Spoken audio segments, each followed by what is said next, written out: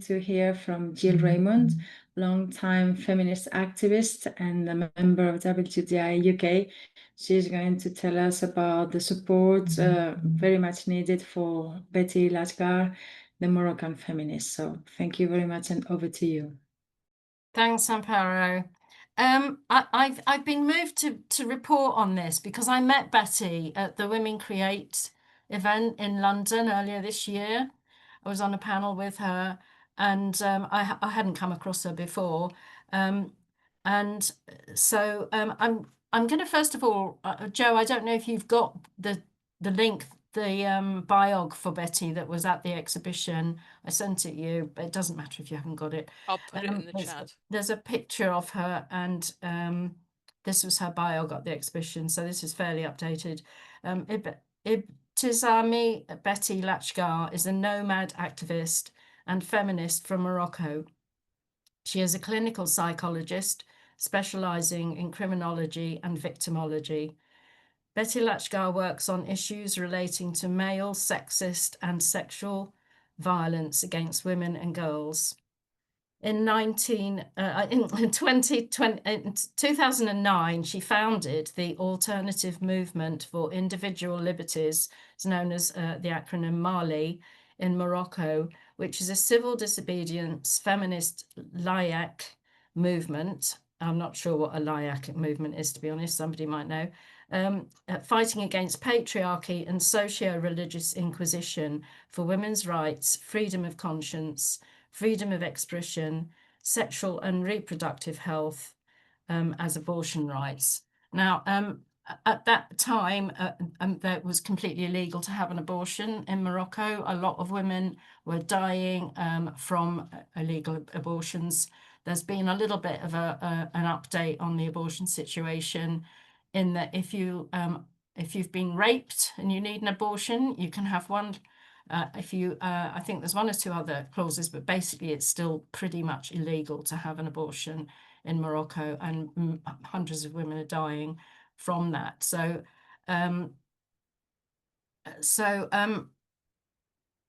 there's in August she she appeared on X, an image of her wearing a T-shirt which said in Arabic Allah, and then in English is lesbian. She's worn this T-shirt before.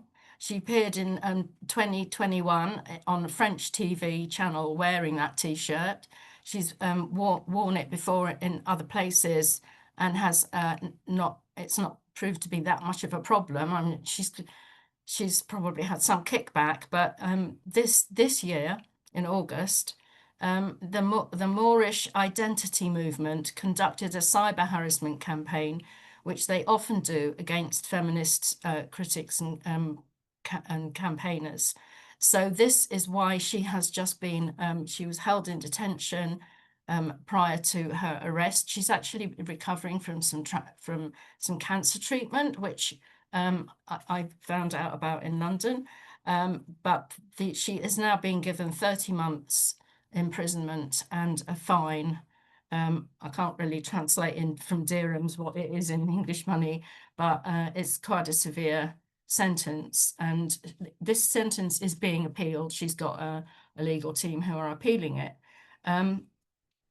So some of the reports that I've read in looking a bit more into this is from the fact that this is not Morocco's first such case. In 2022, a Moroccan court sentenced blogger Fatima Karim to 2 years in prison for allegedly insulting Islam through Facebook posts. Some voices argue that her detention may be the safer option in the immediate term, because in a Muslim majority society, highly provocative acts can expose an individual to harassment or even vigilante violence, and that actually includes from within the family. So that's one perspective. basically this public order perspective that is that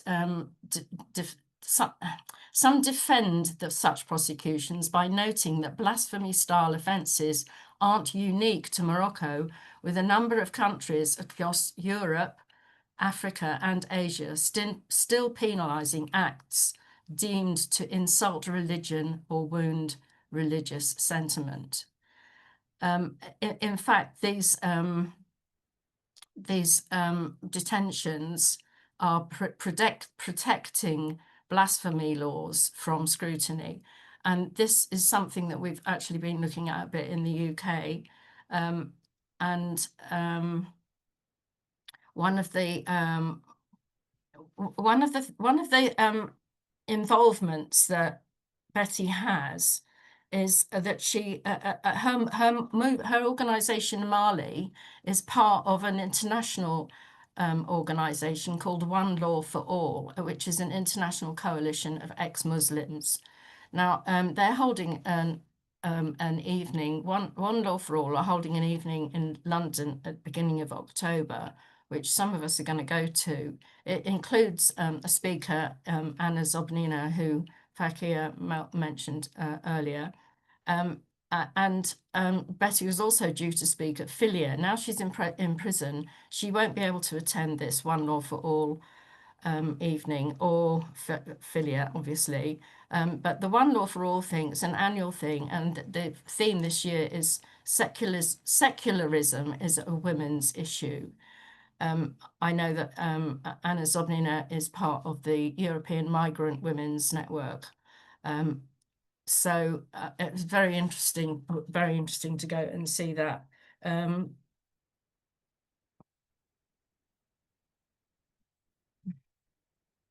Well, I might not have that much more to say because I've got these notes and I've had to do a bit of a rush job on catching up on this. I can read a little bit more from Le Monde in some of the criticisms they have around the reasoning on the grounds of rights, but those who support the action frame it as a difficult trade-off between freedom, free expression, and the state's obligation to guard public order, religious sentiment, and the individual's physical safety.